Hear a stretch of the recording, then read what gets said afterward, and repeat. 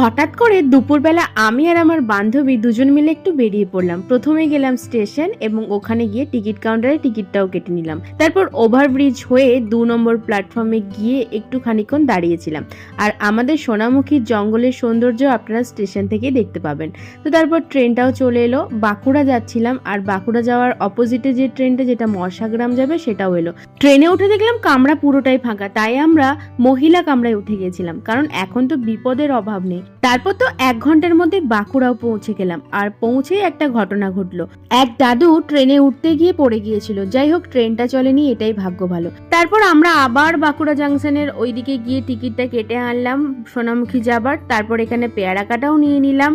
আর এখানে বিকাল যেহেতু হয়ে গেছিল, সেহেতু আমাদের চা একটুখানি মনে হচ্ছিল, তাই কফি খেয়ে নিলাম।